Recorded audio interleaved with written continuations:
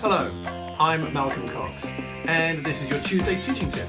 It's Tuesday, 23rd of May 2017, and I have a question for you. Well, actually, I have a presentation about questions. Quality questions matter in presentations, in our preaching and our teaching. Something that Jesus used. And this was on my mind recently because I was in Helsinki at a retreat for church leaders, and a good friend of mine, Chris Reed, preached a lesson, and the lesson itself was a question: what do you want? From John chapter 1, a question Jesus asked of people who wanted to be his disciples. And the question itself was great at the beginning there of the lesson and shaped the lesson.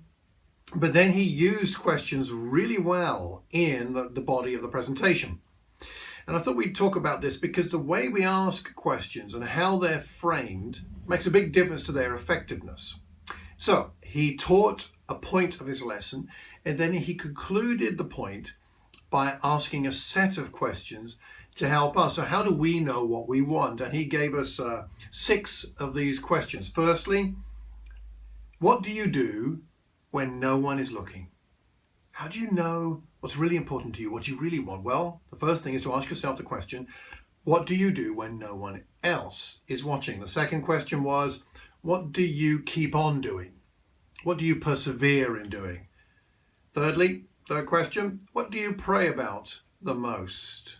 When you pray, what do you pray about most frequently and the most? Fourthly, what do you think about the most? What's just on your mind? And perhaps you're daydreaming and this idea or this desire comes back to you. What do you think about the most? Fifthly, what do you sacrifice the most for with joy? I thought that was excellent. Not what do you sacrifice most for, because you could do that as a duty, but what do you sacrifice most but with joy? Great question. And the final one was, what evokes the strongest feelings in you? The strongest feelings, what evokes those? So those 6 questions were terrific and got to the heart of the matter, and certainly helped me, as you can see, because I remembered them. I wrote them down, and I've been reflecting on them ever since. And I share them with you because hopefully this might be useful to you. The questions themselves, but more the fact that Chris had thought about the questions in such detail, so carefully, as to then present them to us in a helpful way. Jesus did this a lot, didn't he? Just a couple of examples. Gosh, there are many in the Gospels, but 2 here from Matthew 15 and 16. In Matthew 15, verse 34, Jesus asks the disciples, how many loaves do you have? Do you think he didn't know?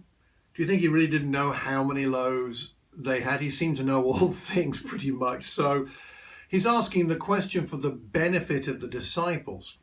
Great example by Jesus. How many loaves do you have? And then in chapter 16, he asks the question in verse 15, what about you? Who do you say I am? Who do you say I am? Great question. You'll notice that these questions are not closed. They're not just factual. They're not just yes or no. They're not black or white. They are trying to get more information from somebody. And in fact, especially with the second question there in Matthew 16, they're about helping the disciples to think for themselves and then express for themselves what they really think. And that helps them, helped Jesus help them. And those are great questions to ask, or those kinds of questions are great to ask in a lesson, something that we are then teaching. So, what do you think about these questions? What do you think about the idea of asking questions? What do you find to be the most helpful way to use questions in a lesson that helps the congregation, the audience you've got, to actually get deeper into the material that you're sharing, perhaps for them to be able to remember it or apply it to their own lives? I'd love to know what you think.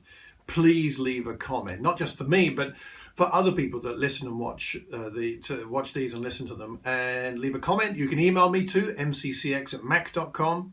You can leave a comment anywhere you hear or see this recording. I'd love for you to do that. Please do. And by the way, thanks for subscribing if you already have, and if not, then please subscribe and tell your friends about this so that we can spread the word about how to teach and preach better, so that people can really understand the Word of God, apply it to their lives, and then live it out and make a difference in this world. Well, thanks so much for your attention and your time this week. I hope this has been a helpful thing for you. Until the next time, I hope you have a terrific Tuesday and a wonderful week. God bless.